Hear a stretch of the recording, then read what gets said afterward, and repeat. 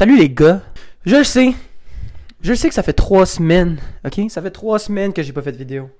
J'ai une bonne explication pour ça, mon calice de tabarnak. J'ai une bonne explication. Très simple. Je suis un esti de paresseux de marde. Première semaine, vite. Première semaine, ce que j'avais à faire. Première semaine, c'est parce que comme vous voyez, maintenant, je suis dans une différente place. Waouh! Super le fun, hein? Moment d'applaudir. Fuck you, arrête d'applaudir tes mains. Fait que, ça me fait chier, c'est vrai. Je vais juste mettre ça là. Fait que je sais que tu te dis, hey, Louis, j'attends tes vidéos, c'était vraiment nice, c'était beau, pis tout. 2 problèmes. Numéro 1, je veux pas affirmer que je veux faire des vidéos YouTube. J'ai honte. Pourquoi j'ai honte? Parce que je vais te dire la vérité. En ce moment, je fais pas des vidéos pour que ça marche. Pourquoi? Parce que je crois pas vraiment croire que ça peut marcher. Mais là, récemment, écoute, ça fait 3 semaines que je fais rien. J'étais dans un bar dimanche, random, avec un gars que j'ai jamais connu de ma vie. Il s'appelle Olivier. Je peux dire son nom parce que je vais jamais le revoir. Je suis arrivé le soir, il était comme 2h du matin, un lundi soir, là. Tu comprends? C'est-à-dire le dimanche. Je lui ai dit, tu sais quoi? Je veux devenir YouTuber. Je vais devenir un YouTuber, mon tabarnak. Fait que là, il m'a dit, ouais, dude. Ouais. Puis après, il m'a dit, ça le problème avec la crise de génération, tout le monde veut être YouTuber. Puis j'ai dit, ferme ta gueule, Olivier, puis je suis parti du bar. Sans payer. Mais, tout ça pour dire que j'ai envie de faire des vidéos, puis j'en fais pas, ok? Pourquoi j'en fais pas? Parce que je pense que j'ai réalisé, en ce dimanche soir, lundi soir, où j'étais seul, j'avais pas d'électricité depuis 3 jours, j'ai décidé que je voulais faire des vidéos YouTube. Ok, là je fais comme un YouTuber. J'ai la voix d'un YouTuber. Aïe! En ce moment, aujourd'hui, cette vidéo-là, c'est pas une vidéo où je suis comme... Si je suis YouTuber, c'est ça que je veux faire. Je veux parler avec une spatule dans la main, dans un petit appartement, un 1,5 qui sent la marde, ok? Ou ce que je sais même pas comment il n'y a pas de croquerelle. Mais anyways, dans le fond, ce que je voudrais faire, c'est du contenu que je ne fais pas parce que j'ai honte d'assumer mes shit, ok? Bon, là, c'était le 2 minutes 30 d'explication de marde de pourquoi est-ce que je suis pas là depuis 3 semaines. Demandez-moi plus de questions, là, je suis là. Ferme ta gueule, j'avais des excuses. Je suis une petite bitch. Tous les lundis, mardis, mercredis, je fais rien de ma vie. À part être sur YouTube puis me branler sans arrêt, 2 fois par jour, non-stop. Fait que là, pourquoi on est ici aujourd'hui? Ben, j'ai dit que j'allais faire une vidéo, ok? J'ai une idée de vidéo que ça fait 1 mois que je travaille dessus. Je pense que je vais juste scraper cette marde-là parce que j'arrive pas à le faire parce que je suis une petite... T'es une grosse bitch! Hey! Fait que là, Louis, tu vas sûrement me demander... Hey, j'ai vraiment cru que j'allais avoir une discussion avec Fuck moi-même. you, bitch! Hein? Mais qu'est-ce que tu fais? C'est juste malaisant. Ouais, très bonne question. Laisse-moi parler, Calis. J'ai même pas posé de question à ce petit cave. Ferme ta gueule de poser une question. What the fuck? Aujourd'hui, on va parler de quoi? Aujourd'hui, on va te parler de basketball. Oui, exactement. Oui! Ok. Il est supposé avoir un deuxième Louis si je le fais pas en édit. Donc aujourd'hui, on va parler de basket, ok? Leçon de vie du basket. Numéro 1. Quand j'ai commencé à jouer au basket, j'avais jamais joué au basket de ma vie. Il faut savoir ça.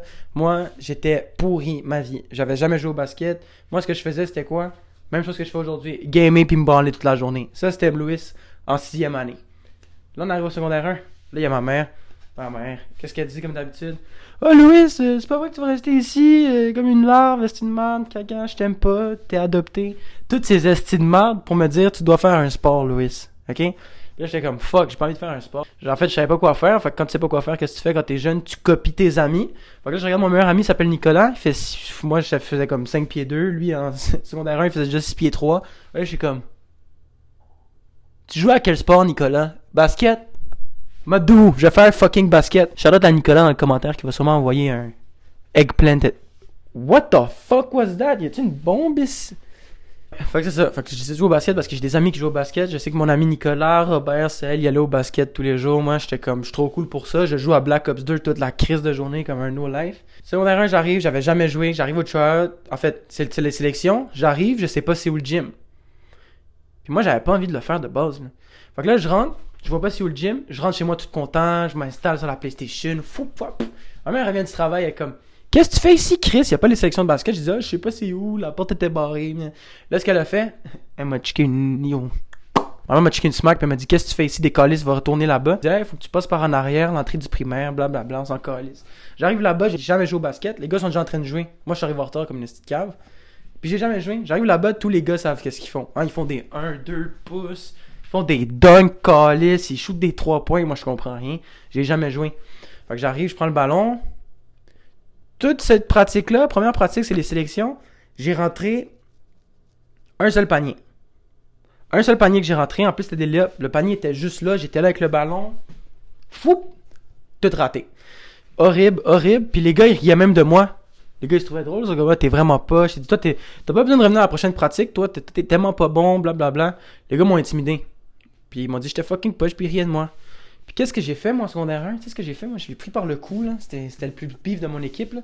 Et je l'ai pris par le cou. C'est pas vrai. Je suis allé chez moi, j'ai pleuré comme une petite bitch. En revenant dans la rue, j'étais.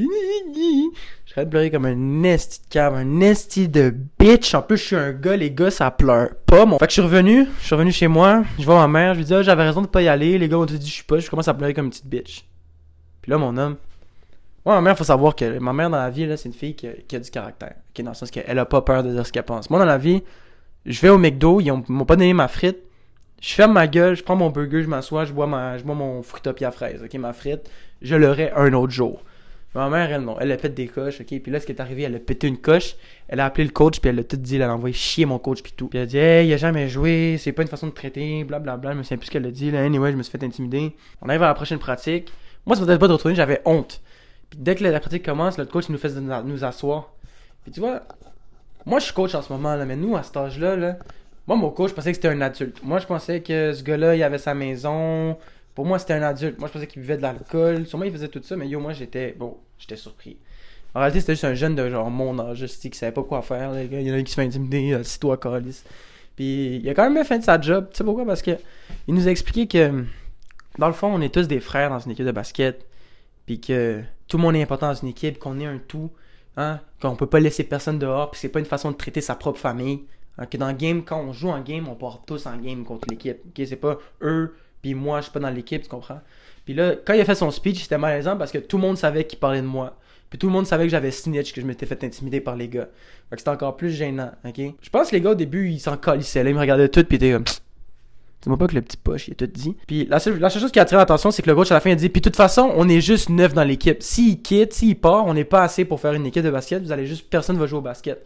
Puis là, je vais te dire, quand il a dit ça, tous les petits gars, là, ils m'ont pris au sérieux. Ils étaient comme, oh shit.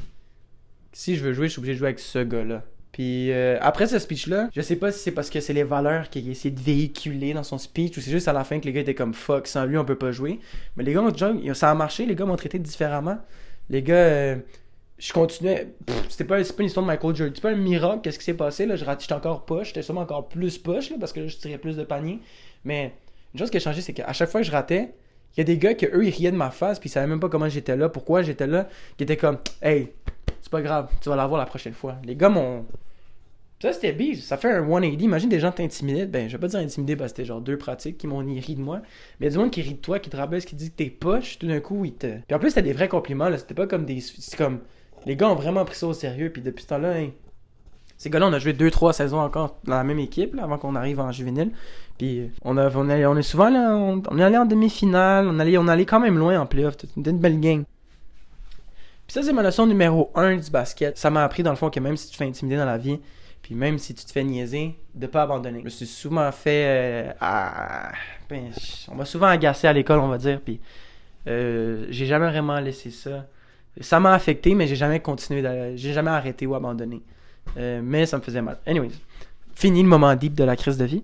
Prochain point. Ça m'a appris dans le fond. Moi, j'étais fucking poche. J'ai toujours été poche au basket jusqu'en secondaire 3-4. 3-4-5. Petit résumé de ma saison de basket. Je suis arrivé, j'avais jamais joué.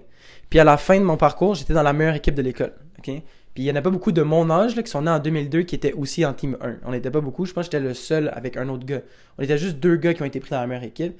Puis c'est moi. Puis moi, c'est quand même inspirant parce que quand j'ai commencé à jouer au basket, j'étais poche, mon homme. Mais genre, j'ai jamais vu un autre joueur aussi poche que moi. Oh, je sais pas, là, moi, j'étais vraiment pas fait pour ça. Mais ce que ça m'a appris dans le fond, fait entre secondaire 1 et 5, qu'est-ce qui s'est passé? Comment ça? Moi, j'étais bon après secondaire 3, 4. Fait qu'est-ce que je faisais en secondaire 1 et 2? Qu'est-ce que tu penses? De dire, hey, tu t'améliorais. Tu fais... Non. Je jouais de la défense. Dans le fond, moi, ce que j'ai réalisé un jour, j'ai utilisé mon cerveau, j'ai utilisé mes 2 brain cells, esti, puis je me suis dit, ok, moi, en offense, je suis fucking poche. Genre, je pense... Tout mon secondaire 1 et 2, j'ai même pas fait un seul panier. En tout cas, tout mon secondaire 1, je sais que j'ai fait aucun panier. Ça, je peux te le garantir. Yo, le coach faisait des plays. Il me faisait même pas revenir en défense. Il était comme, juste reste là, calice, reste devant le panier. Quand tout le monde est là-bas, on te fait une passe, t'es tout seul, rentre là. Même quand j'étais tout seul, je ratais. Hein, je lançais, devant mon pause que je lançais, je ratais. Les gars, ils se forçaient leur vie en équipe pour me faire marquer. Genre, des fois, il y a des games, le but, c'était même plus de gagner. C'était juste, hey, Louis doit faire un point. Puis on n'a pas été capable. Je pense que mon premier panier, ça doit être en Benjamin. Ça m'étonnerait pas, ça serait secondaire 2. Mais anyway, j'étais fucking poche. Fait que moi, qu'est-ce que je me suis dit? Je me suis dit, ok, je suis pas bon pour tirer le ballon, mais j'ai 2 pieds. Puis je me suis dit qu'il y a une pratique. La pratique qui a changé toute ma vie, c'est la pratique où ce qu'on m'a appris, c'est quoi un extra step, ok? Fait que d'habitude, extra step, en anglais, ça veut dire un pas supplémentaire pour mes estis québécoises. Fait que là, quand t'arrives en basket, tu peux te déplacer comme ça, ok? Fait que tu vas de là à là, j'ai fait 4, 1, 2... Je fais genre 4 pas, mais tu peux le faire en 2 pas. Tu peux... 1, 2... Ok, là, j'ai l'air d'un esti de cave à faire le mime, mais ça a totalement changé ma vie, mon homme. J'ai réalisé qu'en pratique, on t'apprend beaucoup d'affaires. Même dans la vie, on te montre beaucoup de choses, mais personne n'utilise ce qu'ils font en pratique. Moi, j'ai décidé de tout appliquer ce que je voyais en pratique, puis c'est là que j'ai vu des changements. Puis je sais que c'était trop dur avec moi pour le ballon, fait que tout ce qui m'expliquait en défense, j'écoutais comme un malade. Puis ce que ça a fait, ça, c'est que j'étais le meilleur défendeur dans mon équipe. J'étais le meilleur défendeur dans mon équipe, puis longtemps, j'ai été un des meilleurs défendeurs à l'école. Je pense que depuis, il y avait un gala de basket, à chaque année, je gagnais le meilleur défendeur. Pourquoi? Parce que j'étais pas sur le basket, mais au moins, je savais que pour mon équipe, j'ai appris que, ouais, c'est ça, peut-être dans la vie, t'es pas bon à quelque chose, mais tu peux tout le temps apporter quelque chose. T'as tout le temps quelque chose à apporter on the table, tu comprends? Moi, j'étais pourri avec la balle, mais je sais que, yo, s'il y avait un ballon à terre à prendre, j'allais me jeter. S'il fallait que je pousse un gars, fallait me pousser. S'il fallait que je prenne des coups pour les gars, j'allais prendre des coups pour les gars. S'il fallait que, yo, je risque de me faire ankle break, je savais même pas c'était quoi un ankle break, mais s'il fallait que je risque de tomber à terre, me faire humilier, ben c'est moi le dude, c'est moi le nobody dans l'équipe qui va le faire, ok? Puis ça m'est jamais arrivé, mais yo, c'était moi qui j'ai pris ce risque-là. Parce que ça m'a appris dans la vie, c'est... J'ai pas d'exemple concret, mais je me souviens que quelques fois, j'étais comme, wow, le basket, c'est grâce à ça, c'est que de la défense vient l'offense. Dans le fond, ta défense peut créer de l'offense. T'as pas besoin d'être bon avec le ballon pour jouer au basket, ok? Si tu défends super bien, l'autre équipe arrive pas à marquer sur toi, tu comprends? Tu comprends ce que je veux dire? J'ai pas envie d'expliquer plus loin, mais anyways, ma leçon numéro 2, c'est la défense crée l'offense. Le fond numéro 3, basket, ça m'a appris à souffrir, dans le sens que, yo, moi, avant, je te dis, j'étais un gamer, bro. J'étais assis sur mes fesses, la seule souffrance que j'avais, c'était même pas moi, c'était mes manettes que je cassais, parce que j'étais un esti de malade. Mais ça m'a appris à la souffrance physique, mentale aussi. Je veux dire, la souffrance physique, oui, c'est physique, mais c'est aussi beaucoup mental. C'est ton mental qui dit qu'il faut que tu abandonnes, il faut que tu abandonnes, il faut que tu abandonnes. Moi, j'ai toujours su que j'étais un des plus poches de l'équipe. Fait que je me poussais tout le temps plus. Puis même quand ma tête me disait, ah, je suis plus capable, ah, j'ai mal aux jambes, je poussais. Tellement que des fois, j'arrivais, là, je devais marcher jusqu'à chez moi, je marchais comme un bâton de crème glacée. J'étais, je poussais tellement fort que j'arrivais même pas. Puis tu sais quoi? Même si j'avais mal, j'arrivais à la prochaine pratique, je poussais encore fort. Ça m'a appris ça. À être confortable avec la douleur physique. Puis en ce moment, je pense que je suis un gars que, je vais envie de dire, je suis naturellement athlétique.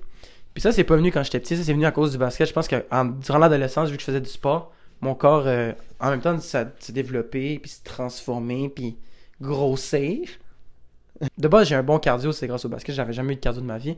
Mais me mettre en shape, en 2 mois de gym pis tout. J'ai jamais été beef pis tout, mais je suis quand même me mettre en forme assez rapidement parce que mon corps il s'adapte assez rapidement.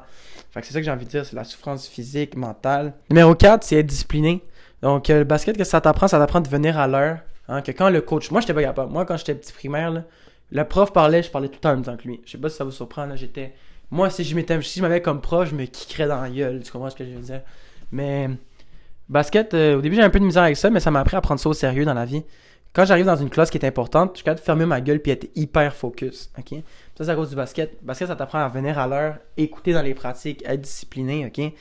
S'arranger pour aller au match. Moi, j'avais jamais pris le métro avant. C'est le basket qui m'a fait prendre le métro. Ça nous apprend aussi à respecter ton coach, respecter les autorités, respecter aussi tes teammates. Puis la plus grande leçon, la plus importante aussi, où je pourrais mettre numéro 5, je sais pas, on est rendu à quel numéro, je suis dyslexique. J'ai envie de dire, c'est pas tricher dans la vie. Ça, c'est un de mes coachs qui m'a dit ça, qui m'a raconté des histoires où il y a du monde que... Il y a des gars, là, ils sont allés juste avant la NBA, on va dire, là, NCAA, proche de là, des vraiment loin au basket. Puis les seules raisons pourquoi ils sont pas allés plus loin, c'est parce que quand c'était le temps de courir pour toucher les lignes, ils touchaient pas les lignes. Ils faisaient semblant de toucher les lignes. Ça, c'est une excuse. Tu comprends pas l'histoire, j'en ai rien à foutre, ok? Tout ça pour dire que dans la vie, tu triches pas. Quand tu triches dans la vie, le meilleur exemple, si tu veux, quand le coach... C'est le temps de faire des push-ups, là, je te regarde. Fais tes push-ups, fais tes push-ups, fais tes push-ups. Pourquoi t'as arrêté de faire tes push-ups, mon tabarnak? Ce qui arrivait dans les pratiques, c'était... le coach disait faire quelque chose, puis dès qu'il y avait le dos tourné...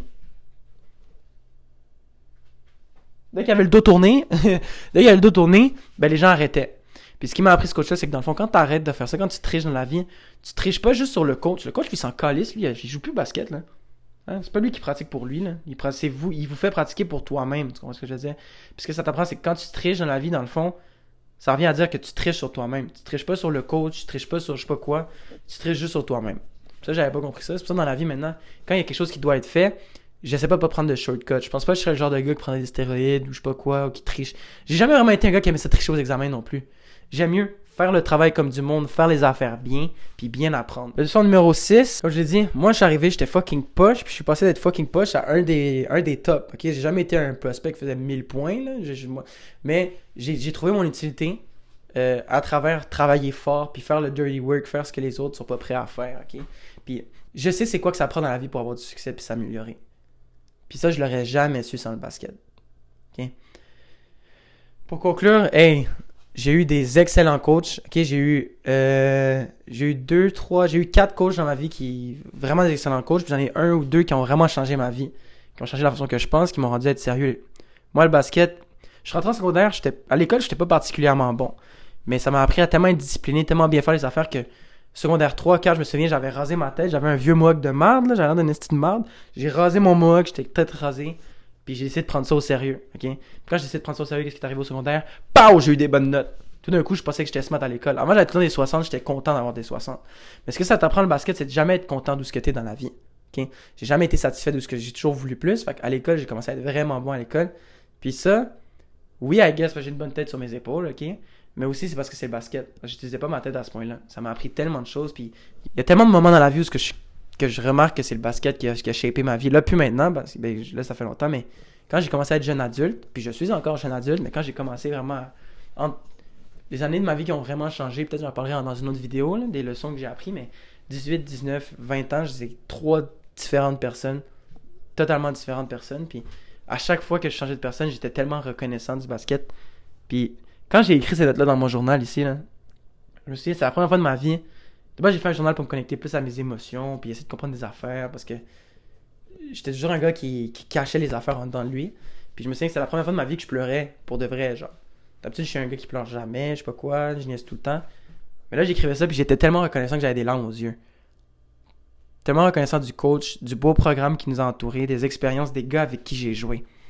Fait que... c'est ça, j'ai pas envie de faire une vidéo de 20 minutes. Fait qu'elle doit pas mal être proche de 20 minutes. Calisse, j'ai abusé, tabarnak. Tout ça pour dire... abonne-toi. Puis je t'aime.